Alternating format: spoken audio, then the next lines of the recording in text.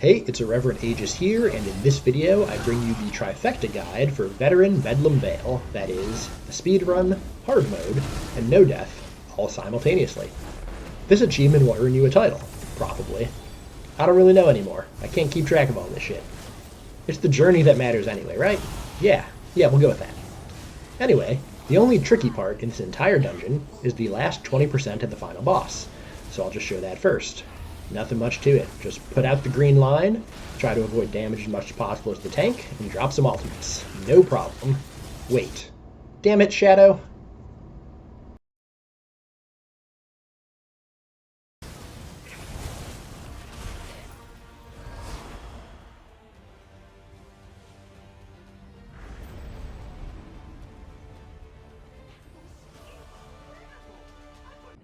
Moving on. For any of you familiar with my channel, you know that I like to theme my guide videos to fill in the gaps between bosses. So, in honor of Shadow ruining my first video with less than 2 seconds to go, this video's theme is financial independence. You see, if you want to join the Cult of Aegis, you have to be financially secure so you can tithe us appropriately. Yachts don't pay for themselves. Because High Kinlord Kyle and I know that most people suck with money, we make it our personal goal to convince as many ESO players as possible to start Roth IRAs. What's a Roth IRA, you ask? Well, you're going to have to wait for us to beat this boss to find out. Our first boss, the Shattered Champion, is a pretty straightforward fight. It's very tank-centric, which is great for my ego, because I, after all, am the main character in not only my own story, but probably yours as well. The DDs and healers only have a few things to worry about here. First is the growing AoE crystal attack, which occurs early in the fight and approximately every 30 seconds thereafter. When the AoE appears, it grows for about 2 seconds before dropping. Everyone should take it out of the center and then roll back in at the last moment. If someone gets hit by it, it puts a hefty bleed on them. The crystals stick around for about 20 seconds before disappearing, and then about 10 seconds after disappearing, the boss attacks with it again. You can see us take it out and take it back in right there. The other thing the DDs need to worry about are the adds. There are 2 types of them. The glass fragments are very dangerous if there are too many of them. The blind path glaziers put a beam on either the boss or the other adds that makes them invulnerable. Cleaving down adds is the #1 priority outside of not placing the shards in the middle. I recommend saving ultimates for adds, not the boss, because if you push the boss too much when it's vulnerable, you actually can get overwhelmed with adds. Their damage is minor with just a few. With a bunch, it can ramp up very fast. If you're the tank, your job is to just keep chaining everything in so it's easy for the DDs to stack in the middle and cleave it all down. I recommend that you have your healer wear Symphony of Blades so your stamina sustain doesn't even come close to being an issue. The boss will hit you with a heavy attack every once in a while, which puts a heal check on you, but you can get yourself out of it even if your healer's not very good, although if you have a good healer, you don't need to do much at all. If you roll that heavy, the boss gets enraged. I don't recommend doing that, but if you want to be extra lazy, you can wear the Esoteric Environment Greaves mythic. That will prevent the enrage mechanic and the heal check because you can take the hit without blocking. Honestly, that's pretty much the fight. The DDs and healers should make sure to roll their crystals to the outside and then roll back in to avoid the bleed. The tank should stack everything in the middle, and the ad should be prioritized. Now we can get to more important things, your Roth IRA. A Roth IRA is like a piggy bank, where you can save some of your money from things you do to earn it, like monetizing your YouTube channel, working for the man, or having rich parents who pretend to give you a job so you can start saving early. But this is a special piggy bank because the money you put in it grows over time and becomes bigger. When you get older and stop working, you can take out all the money without any worry, and you don't have to give any of it away, not even to the government.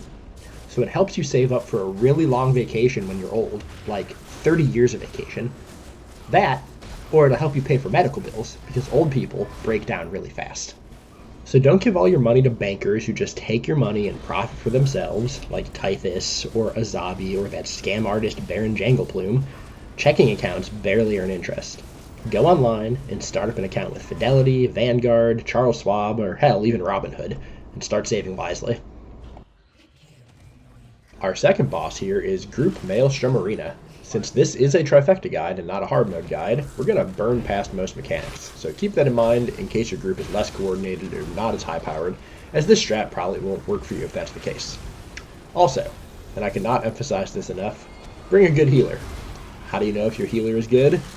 They'll have a Roth IRA. Another basic tip for this boss for everyone is to slot slippery so they automatically break free when getting pulled in. Anyway, I've already talked past the first phase, but in the beginning, we like to drop our ultimate so we can push to about 70 to 75% on Dark Shard as fast as possible. Your DDs just need to make sure they don't drop theirs on the giant negate AoE that she puts out. We rebuild our ultimates on Maxis the Many, the first mini. When Dark Shard comes back, we save our ultimates, but push it to 50 to 55% so we can get to Arena 6 of Maelstrom Arena. Usually before you're able to push to that percentage, Dark Shard will put out another negate AoE, as you can see right there.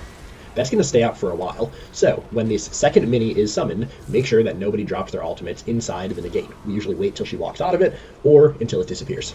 Your tank will have an additional role from this point forward, and that is chaining in the Horrors and bashing them to death on top of the obelisks. This will allow the DDs and healers to not have to worry about doing it themselves, so they can focus on their roles. When the obelisks start to glow, they can stand in them to neutralize the spiderlings. At 50% mini-boss health, the tank needs to make sure to grab the two lurchers as soon as they spawn. The mini should die pretty quickly at that point, and Dark Shard will return. It can be pushed, once again, without using ultimates, to about 30 to 35%, so that way everyone can get to their favorite arena, which is, of course, the Vault of Umbrage.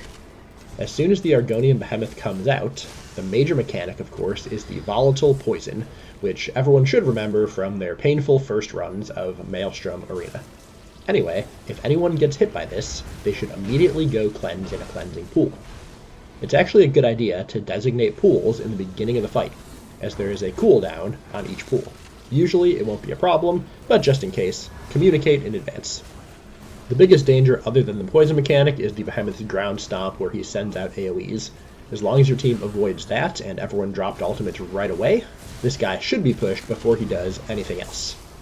From there, Dark Shard will come back, and it should be a pretty easy execute, as long as you avoid all the random crap that's going on the screen. Congratulations on your victory.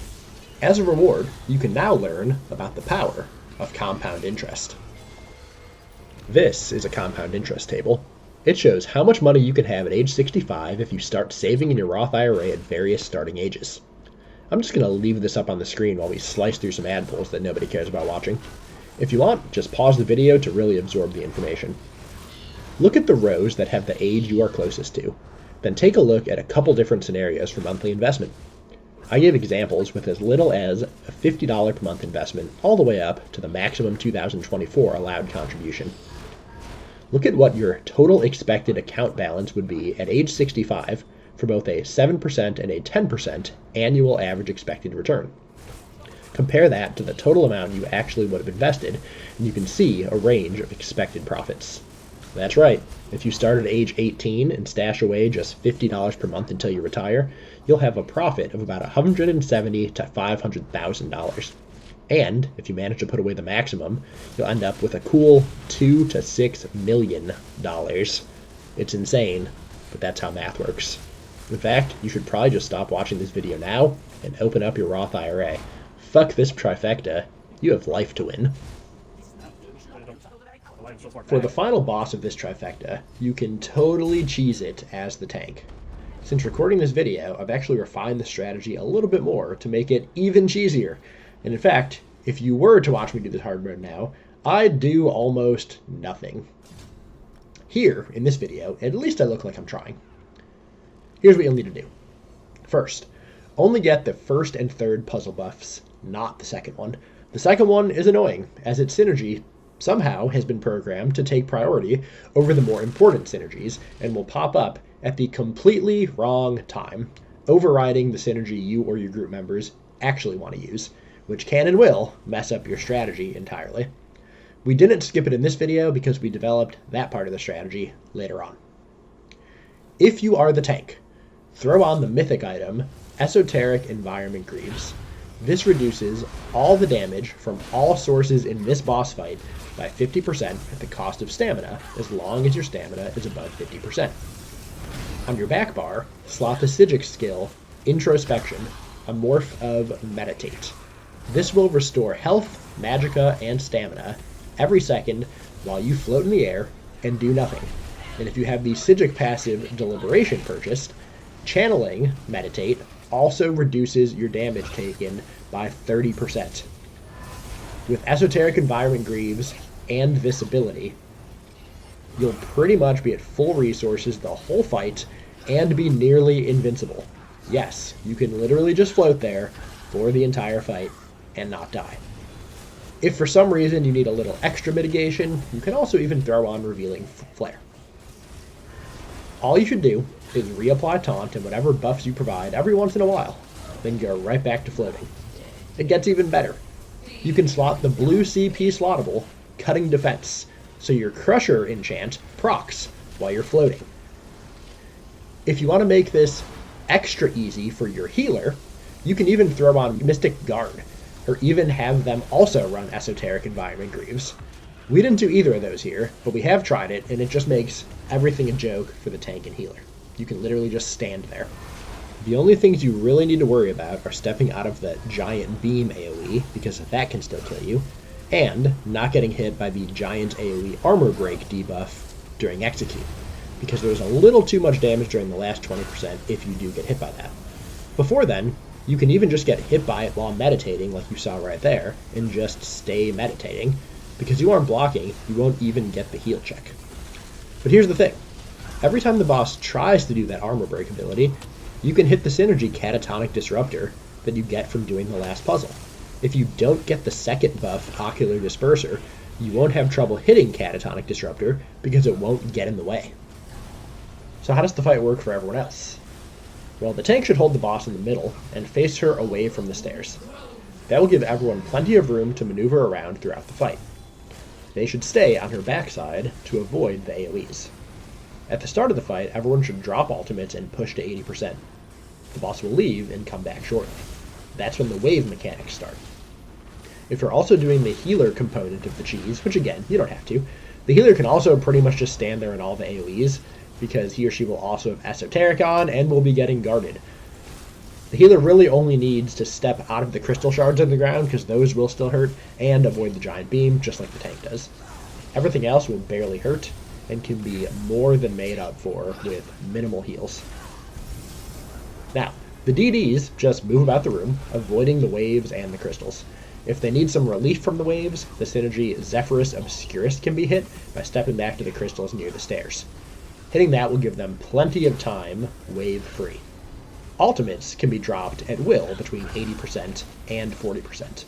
However, between 40% and 20%, everyone should hold ultimates for Execute. The sequence for Execute is as follows. Push the boss to 20%. The boss will leave. DDs are going to kill any remaining adds while dodging all of the waves, which get kind of crazy during this phase. The tank stands in the center, facing the stairs. The boss will return. Someone is going to hit Zephyrus Obscurus and clear a pathway. When that happens, everyone is going to drop ultimates. By the time the green safety wall disappears and the waves begin to reach the DDs again, the boss will almost be dead. They'll only need to survive a few more seconds before the boss goes down. If it comes up, the tank can hit Catatonic Disruptor to avoid the armor break. Otherwise, the tank can just meditate the whole time after applying boss debuffs. That's it. That's the fight.